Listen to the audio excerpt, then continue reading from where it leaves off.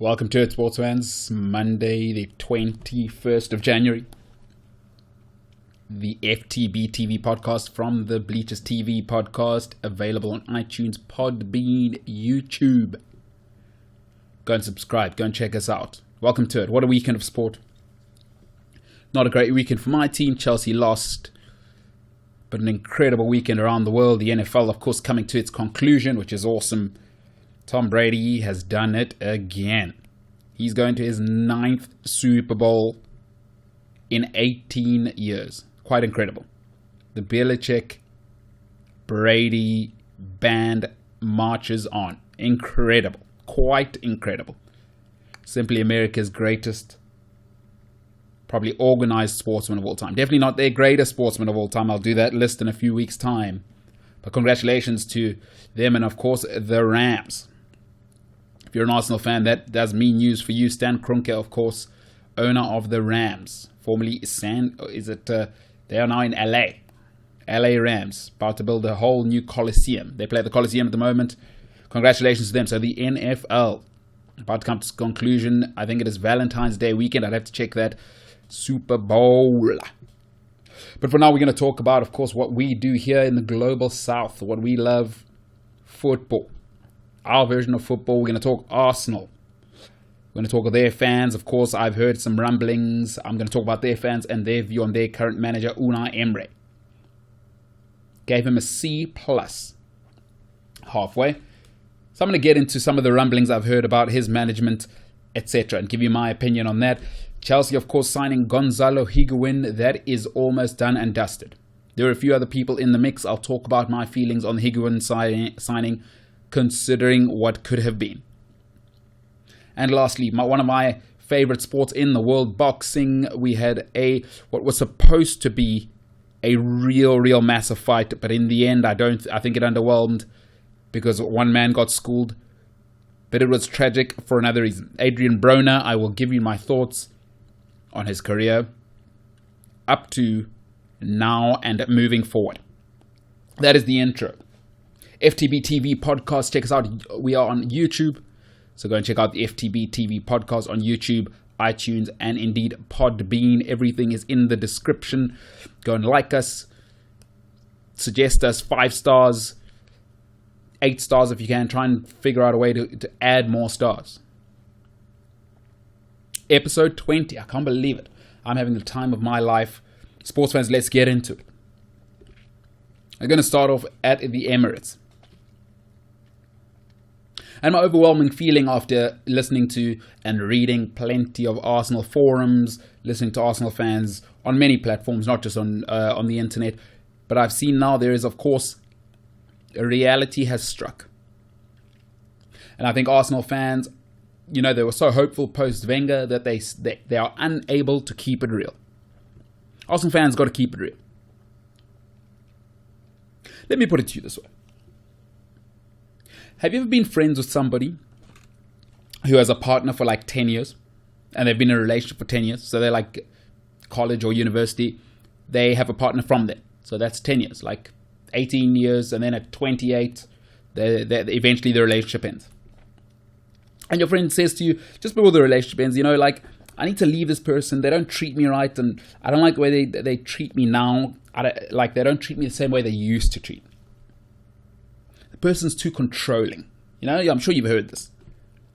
Your friend will tell you this person's too controlling. Then, like a good friend, of course, you're like, controlling, that's terrible. Leave them. Because you're a good friend. You want to support your friend. Leave them. Controlling's terrible. No one wins in that situation. Leave them. Because you think you're a good friend. But here's the thing about people that have been in a relationship for 10 years with one person. What they think is that the world stands still around them while they're doing what they're doing in their relationship. And if you've been in a relationship for a long time, this is advice for you. The world does not stand still around you. But most people who've been in a relationship that long, they think it does. It's like, no, dude, listen. While you were with your controlling girlfriend and getting chubby around the stomach area, people have been traveling. People are exercising. People are expanding their worldview. Travel. Engaging with others. At college, they maybe met people that open their world. They go on ski holidays. They work at ski resorts. While you're in your controlling relationship, the rest of the world moves on. And people in a relationship thinks their relationship is all that matters. Trust me, I've seen it.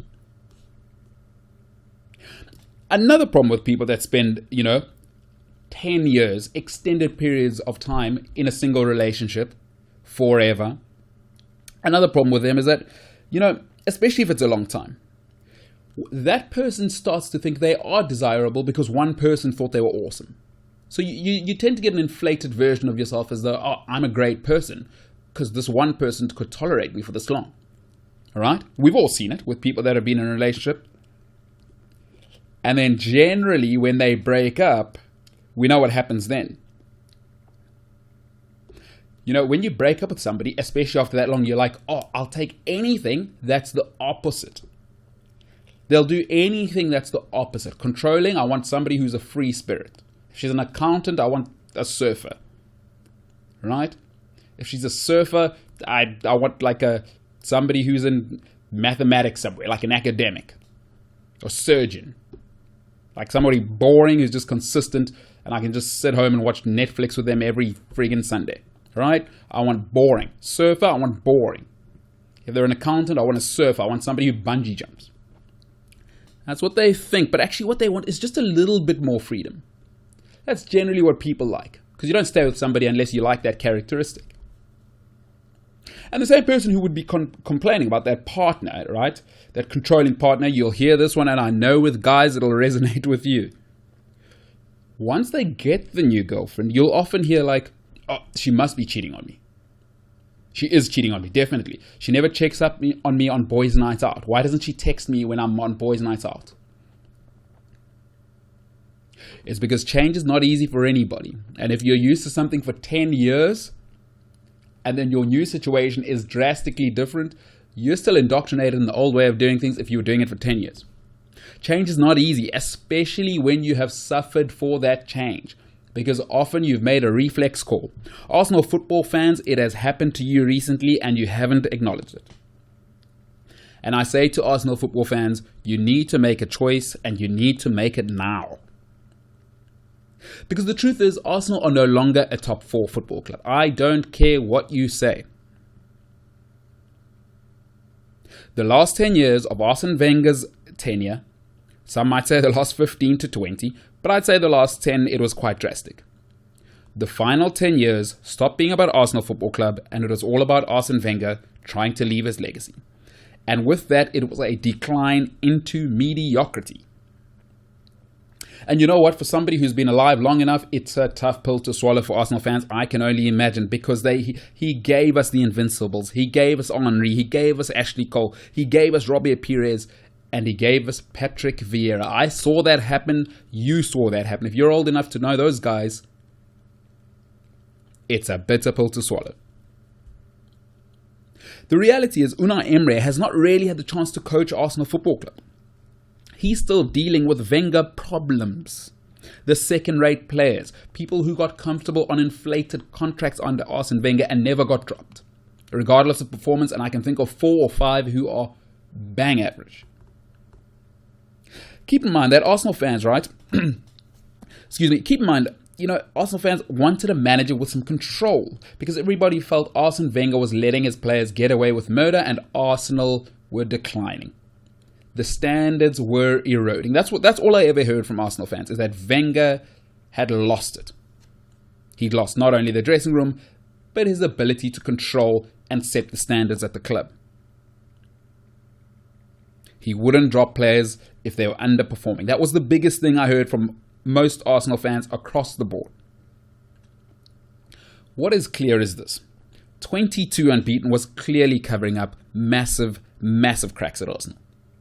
Mesut Ozil being dropped, and the fans aren't happy. I don't understand that, because all they're saying is, no, we're losing at West Ham. Why would you not put him in? I say to you, Ozil being dropped should be a positive. What Unai Emery is doing, he's saying enough is enough. And what he's doing is, I'm going to start with the best player who was clearly the most privileged guy in the previous regime, to show you nobody in the new regime is above the football club. Because we know Ozil likes to do his own thing. And Ozil, I will say it again, he is nowhere near good enough to be that much of a liability off the ball, on the ball. I don't care how many chances he creates. He is not Leo Messi. He does not make the team better by a magnitude where he can do nothing without the ball. The only three players in our generation since I've been alive: Cristiano Ronaldo, Ronaldinho, and Leo Messi. Unless you are those guys, you may not be a liability off the ball. Ronaldo, Cristiano, and I would say Messi is on his own planet. Those two with Ronaldinho. Listen, what you got to keep in mind with Unai Emery, Arsenal fans as well, is he's seeing in Ozil what he's just seen at his last job. Remember, he just got out of a traumatic relationship himself. Neymar got him fired. And let me tell you something about successful people. Shame them once, right? Fool them once, it's a shame on them. You're not going to fool them twice. It's not even fool me twice. Successful people will not allow you to fool them twice. Emery was fired because of Neymar. He's identified that the guy who's going to get him fired is this Mesut Ozil guy. Not on his clock. If Emery is going to lose this job, I'm telling you right now, it's going to be on his terms. And that is the way you have to do it. Set the tone now so that if you are to get fired in 2 or 3 years' time, it's because of everything you did. He does not want Neymar round 2. Never will a player get Unai Emery fired again. Trust me, he has learned his lesson and I can see it. Listen, Arsenal fans, you can't have it both ways. If you want to change, you can't say, oh, we didn't expect the change to hurt. Change is always traumatic. Change is always traumatic. I don't care what line of business you're in. There's literally departments in the corporate world called transition management. There are departments that have been created for transition. And transition hurts. It always hurts, especially on that scale, especially when a guy's been part of your institution for 22 years. Listen, and Emery can see these players aren't good enough. He wants to impose his image on the club, and he's going to do it his way, which is drastically. It is polar opposite. The intensity, the energy on the side of the field is polar opposite of the stoic figure, the professorial figure that was Arsene Wenger. Dropping Ozil if he's not pulling his weight should be a fantastic thing, because what he's telling you is, here we will be elite. And with elite teams, you've got to be the hardest working. The great Barcelona teams, one of the things I've read about Barcelona's teams under Pep Guardiola was they're not interested in the quality. Are you willing to work? First and foremost, you work. And Emery is instilling that in Arsenal. You've got to be realistic. Arsenal's last 2 seasons have been 5th and 6th. Last year, you were 12 points off the top 4. 37 points, I will repeat it, 37 off the champions. 37 points, that's 13 victories off the top. City outstripped Arsenal by 37 points last year. Listen to me, even if you'd stayed the same Arsenal, right? Haven't spent any money, and you're stuck with mediocre players, on inflated contracts, blah-de-blah-de-blah. Even if you'd stayed that, the world around you has changed. Like the guy who's been in a relationship in 10 years, dude, the people you used to know, they've all moved on. They've got an awesome girlfriend or boyfriend. They all go skiing together. New friendship groups have formed around you while you were with your controlling girlfriend. While you were drowning and staying the same and staying static and being unhappy and squabbling within, City moved on. Chelsea moved on. United are united. Spurs have usurped you. Arsenal spent so long dealing with internal turmoil that the outside world passed them by. Listen, if Ozil was truly an elite talent, right, he'd still be at Real Madrid. Top clubs don't let top talent leave. Another signal of Arsenal's mediocrity, Mkhitaryan is a discard from Manchester United, and Man United have been awful for 5 seasons. If he's not good enough for Man United and you're taking him for your club, it lets you know, because the top clubs don't let their top players leave. Arsenal are shopping off the 3rd shelf, I'd even say. Not even the 2nd shelf anymore, the 3rd shelf. You're not shopping off the 2nd shelf. It is now 3rd tier players. Mkhitaryan, I'm sorry, has not been that guy since 2013. Post Dortmund, it has been a nightmare. It has been a nightmare. He's been awful at United. And listen, let me let you know, let's be realistic about where Arsenal are. Aaron Ramsey is leaving Arsenal Football Club to go to Juventus. The fact that there is uproar about Adrien Broner leaving Arsenal, who is just above average, to be honest, and it's seen as a disaster, lets you know where Arsenal are. Adrien Broner is 3rd tier by any standards. He's not good enough for any of the top 7 clubs in world football. I don't know what Juventus see, but we know he's not good enough. He's certainly not 2nd shelf. He's definitely on the 3rd, 4th tier in world football, but Arsenal fans are like, oh my goodness, it's a disaster. We've lost our Frank Lampard. That lets you know where Arsenal are. If the benchmark is Adrien Broner, then you've got to give Emery props that he needs time, and he's trying to change it, and he's going to do it in his own way. Because when your team is filled with Iwobi, Xhaka, Mustafi, Koscielny, come on now. Those are all 3rd tier players at their peak. Koscielny may be 2nd tier at his best. This is what Emery is dealing with. Plus, there's mutiny at the board level. Remember, Gazidis left earlier this season, a few weeks into the season. Gazidis was part of the team that recruited Emery. That caused a lot of internal wrangling. Some people are now saying Gazidis wasn't involved in bringing him into the club. So who brought him in? That's the man who recruited him from all reports. Now they're saying maybe Gazidis didn't want him. That's why Gazidis left.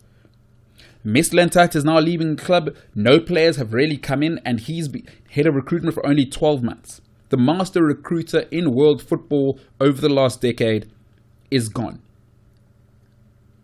The quote on ESPN that I read, it said, Mislintat is leaving regarding disagreements over Gunner's organizational structure and transfer strategy. The boardroom is a mess. That is out of Unai Emery's hands. What does it tell you if the boardroom's a mess? You're no longer elite. Look at all the top clubs in the world. The really, really top ones. The ones that keep winning. Bayern Munich, you never hear from the board. Barcelona, you never hear from the board. I don't count Real Madrid. Real Madrid are its own animal. But you look at the 2 models for pure success, Bayern Munich, Barcelona, you never ever hear. And you can be sure there's plenty of wranglings. There's always politics when that much money and power is involved. But what you make sure is that Karl-Heinz Rummenigge is the only voice you ever hear if you need to hear from Bayern Munich. Barcelona, you never hear anything. And it's always about the presidential race every now and then. But it is watertight. Mislintat, gone. Gazidis, gone. Iwobi, Xhaka, Mustafi, Koscielny. This is what he's trying to deal with. My urge to you Arsenal fans, to you dear Arsenal fans, is you're where you should be. Emery can't... listen, Emery can't make an omelette without eggs. No eggs, no omelette. In the words of Jose Mourinho, no eggs, no omelette. The world has changed around you, Arsenal. Adjust to it. You're rightfully the 6th best team in the league. You're probably going to come 6th this season. United will probably pip you to that final 5th spot, top 5. It'll be a battle there. 5th, 6th, that's where Arsenal are. The next Arsenal fan I hear saying Emery's got to go, or it's Emery's fault. Choose what you want. Do you want change, or did you want a little bit more freedom? Listen to me, you can't get a new girlfriend and tell her, you're not like my ex. Why? You can't do that. It's like you want some of your ex and some of your new girlfriend. That's not how it works. When you get a new girlfriend, you leave your baggage in the old relationship. It's not her problem. It's not the new people's problem. You deal with the new girlfriend and you give her everything. This guy deserves time and support, but fans, be real. Arsenal is the 6th best club in England as it stands across the board in footballing terms. Don't tell me about how much money you make every year. I don't care about that. What do the results say? When was the last time you won a Premier League? When was the last time you were genuine contenders? 2004. My God. 2004, 2005. Back your manager. I don't want to hear questions. Arsenal fans, get real. Speaking of getting real. Chelsea Football Club have just announced that Gonzalo Higuain is about to arrive at the football club. And I can't tell the difference between him and Luciano Pavarotti, but that's I guess a conversation for a different time. They must have the same chef. Listen to me, the notion that Callum Wilson was ever an option for Chelsea is just stupid. It's just ridiculous. It is dumb. For lack of a better word, it's dumb. Callum Wilson at Chelsea would be the dumbest move ever in the history of football. Chelsea have made some seriously bad moves over the time. But I back Roman Abramovich all the time. He's made Chelsea the most successful club over the last 2 decades in England. Listen, nowadays, because we get to watch guys' highlights, right? On the daily, YouTube, Twitter, Facebook, 24/7 talk shows, which we haven't had before. Average players become legends within 6 months. Because you don't realize it, but you see the same stuff over and over. If he scores a cracking goal, it's over and over. It's YouTube, Twitter. Did you see it? So you get to see it more and more. It's not like the late 90s, the noughties. All we had was MySpace. We didn't have Wi-Fi. We didn't have all of these fantastic things that are happening now. So now a guy scores a goal, you see it probably 1,000 times a week. That works on your psyche. That changes how you view a player. Callum Wilson has scored 29 goals in his career at Premier League level. That's ever, by the way. This season is his first season getting into double figures, and he's on 10. It feels like more because I think everybody's caught up in that Vardy fever still. Of the guy from the lower league, he came up, it's a full feel-good story, and look how well he's doing. And Bournemouth aren't doing that well, actually. I think Eddie Howe should have kicked on this season, but that's a different conversation. It is his first season, Callum Wilson, getting double figures in the Premier League. He's got 29 all in all. Vardy is the poster child for how the lower leagues guy comes good, right? The lower league guy comes good, and it's the dream story. Stop it. He's the anomaly, not the rule. You need to stop that immediately. And it's fine at Leicester, but we're talking about a top 4 club.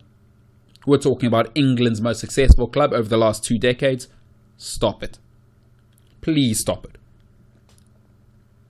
The English media, I think, are so desperate for their players to do well because the trap of the English league, and they've caught themselves in this sort of dilemma, is that there's so much money now in the Premier League that the best talent in the world often isn't from England, it's from abroad.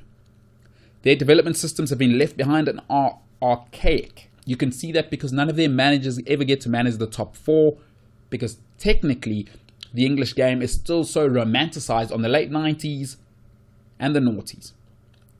4-4-2, whip it in, get a big man, small man up front. That is dead in football. The English have struggled to move on. What's been interesting is their players are now starting to go overseas and develop. They're seeing that the big money doesn't allow them to develop. If you see the young English players, Sancho doing wonderfully at Dortmund right now is the first example. Bale, for the first time, really has left and made a success of it. He's probably the first one. Kevin Keegan, Mark Hughes, those guys went overseas probably when their careers were dwindling. Bale is at the top of his game at Real Madrid and has won the treble of the Champions League. 3 in a row, the hat-trick. Sancho is tearing it up and may very well be the player of the season in the Bundesliga, aged 19 years old. The English media are so desperate that they have to convince everybody and really shove it down our throats that they've even tried to convince people that Harry Kane's world class. England are so desperate for a feel-good story, especially at a top club where the best player is English, because they haven't had that in forever. since Man United's heydays, none of the top teams have had an English player be the star player. Lampard wasn't the star of Chelsea, Drogba was. Let's be honest. Before that, Robben was. In all of the success, it's either been Drogba or it's been Robben. The best defender at Chelsea hasn't been English. It was Ricardo Carvalho. Best defender at Man United, Vidic. No English guy has, the best player, Cristiano Ronaldo. No English guy has really gripped one of the top 4 teams in the last sort of 15 years. And really been the best player, the guy, the pin-up boy. Don't tell me about Wayne Rooney at Man United. He's never been the star. It was the Ronaldo Tevez show and Vidic show. Without Vidic, without Ronaldo, without Tevez, we saw what happened. But the English media are so desperate to put a man who has only just scored his first season of double figures in the Premier League at Chelsea Football Club. It's madness. Listen, Wilson over the last 3 years has had 2 ACLs as well. So he's missed a year and a half. At the age of 26, he's already had 2 ACL operations. If you've played football or followed football, nobody's ever the same after an ACL. Telling me Wilson's good enough for Chelsea is just out of this world. Stop it. All of you, media, fans, it was madness. The reason I think Higuain's the right choice is that he can't be worse than Morata and Giroud. And he's worked with Surrey before, so he'll have the coach's backing and confidence, which is what the 2 current strikers, even though I don't think he's much better than either because of his ballooning weight, and he's just not made for the Premier League. But he can't be any worse. So Chelsea won't go backwards. They'll just be what they are, which is Hazard or bust. Listen, the madness of the Wilson signing for Chelsea would have lumped a £50 million below average player, mediocre at best, like mediocre, as they say, bang average in the UK. And then they'd be unable to replace him long term because they're going to invest 50 million in him. And when you pay a guy 50 million, he's on 150,000 a week. Higuain, I love the pedigree. River Plate, Real Madrid, Napoli, Juventus. 224 goals in La Liga and Serie A. That's what's good enough. Don't ever suggest that Callum Wilson was good enough. He's on wobbly knees already. It's Bambi on ice kind of stuff. And he would have been the Chelsea striker. Are you kidding me? Like Falcao was bad enough, right?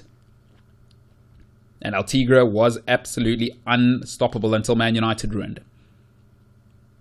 He was ruined at United before he came to Chelsea, and Chelsea still took him, and look how that ended up. And he was brilliant. He was brilliant.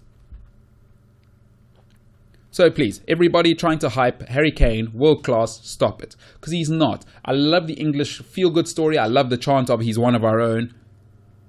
But Wilson is not Chelsea level. Welcome Gonzalo Higuain. All the best to him. Can't see it happening though. As I said, Luciano Pavarotti and him must share a chef. Or he would have had the same chef previously. And Higuain is going to need to do some serious workouts. Talking about disappointing. I think this Sunday, something I love is boxing. I got up around 8 a.m. South African time on Sunday morning. And after 12 rounds, I got up around 6 a.m. because these fights, you never know when these fights are going to start. It's crazy. Especially the American ones. They never give you a proper schedule of exactly what's going on. The British guys, they do a better job. So to Matchroom Boxing, I want to thank them because they always let you know what time the fight is scheduled to start.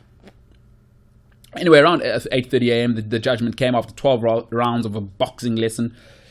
I saw Adrien Broner beating his chest and climbing the ropes as though he'd won. Hands lifted in the air. And I was like, at first I was laughing, like, does this guy think he's won? And then I was like, oh, that's so sad. That's so sad. Let me tell you why it was sad. I mean, the judges had it 117, 111, 116, 112, 116, 112, which was so kind. Because it should have been far wider than that. But okay. That was all to Pacquiao, by the way.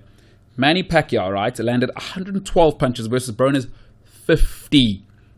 That's 50 total punches in the whole fight. In 12 championship rounds, he landed 50. That's including jab and power punches. Broner, all fight, landed 11 jabs in 12 rounds. So he couldn't even land an average of a jab a round. 11 jabs in 12 championship rounds. That is what Adrien Broner landed. But that's not the sad part. That's not the saddest part of this entire debacle. Listen, Adrien Broner is the youngest quadruple champion in boxing history. By the age of 26, he had won 4 world championships at 4 different weight classes. That's what a quadruple champion is. Listen to me. The disaster started when he threatened a 60-year-old presenter. Now, Broner's had his troubles off or outside the ring, but he descended into a new world of ridiculous. You know, there's nothing worse than watching generational talent not live the lifestyle and, most importantly, cost themselves money. Here's this guy from an unbelievably difficult background in Michigan, just through his behavior, and I guess there's some conditioning that you just can't change, but it is so sad when you see a guy with all the talent in the world, the Olympics, 4-time quadruple champion by the age of 26, the youngest in history, and the worst thing in the world was he tried to be a pastiche Mayweather. Listen, America is so hungry for the next PPV star, the next pay-per-view star, because Floyd Mayweather, it is done and dusted. And they want somebody. Las Vegas and Nevada need somebody to replace an American, to replace Floyd Mayweather. AB talks the game, but unfortunately he's had drugs and guns and sexual abuse, unfortunately. And they've all derailed a generational talent. That's the sad part for me. And that came through when a man who thinks the world's against him all the time thought he had won, and he has deluded himself so much. What it tells me is he's surrounding himself with people that keep telling him he's great. Before the fight, AB said, you know, he calls himself AB, Adrien Broner. He said it was another beginning. Listen, he talks about, he's doing it for the hood, he's doing it for his people. He had his own American fans booing him at the end of the fight. That lets you know everything, and no one's more patriotic, than Americans. And they were booing their own guy. Manny got all the cheers. Broner was being booed by his own people.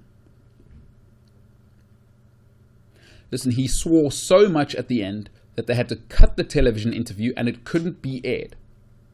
So he didn't, at no stage is he congratulating Pacquiao, at no stage is he saying what he did wrong. It is typical Broner. It is never his fault. It is everyone else's fault. That's the sad part, is that he's now 29 and his career is over. By that I mean at the top, he is done. Listen, he's not going to sell another PPV like he should have done. And lost to Mikey Garcia, who is brilliant. If you haven't seen Mikey Garcia, check out his next fight. That is going to be unbelievable. Any fight with Mikey Garcia, because he is proper. He's the real thing. He drew to Jesse Vargas, who's mediocre. And he just got schooled by a 40-year-old Pacquiao. It is over. And how do I know that?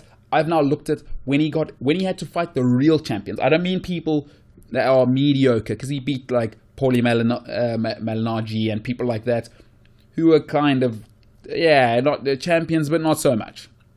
Not the real thing. What they call blue chip fighters. So he fought Maidana and lost. He fought Porter and lost. He fought Garcia and lost. And now he fought a 40-year-old Pacquiao and lost. They all solved, as he's known, the problem. Now he's just a problem to himself. And it is another sad case of a young man with incredible talent, no work ethic, nobody around him. And what a sad, sad case for the problem, who has become a problem for himself. How very, Very sad. Congratulations to Manny Pacquiao. He shows at 40. He is not slowing down. He is incredible. Looking forward to seeing who he'll call out next. But once again, if you haven't seen Mikey Garcia, he's coming up, I think, next against Danny Garcia. I think that's the next fight. I'll have to see what's happening there. But Mikey Garcia, if you haven't seen him and you're into boxing, he's the next guy. It's Lomachenko, it's Crawford, it's Garcia for me. Top 3, pound for pound in the world. I can't look beyond those. I cannot look beyond Mikey Garcia. If you haven't seen him, take a look on YouTube. He is an absolute bomb. He is an absolute dynamo. Mikey Garcia, looking forward to seeing him. Adrien Broner, you've made me so sad, and I'm sure millions around America that wished you could do well. Tragic. That's it for today. Remember, the FTB TV podcast. Check us out on iTunes. Give us a 5-star rating. Podbean otherwise. And we are on YouTube. Back tomorrow. We are going to be talking Spurs, Harry Kane, and much more. For today, that is it from the Bleachers podcast. In the bag.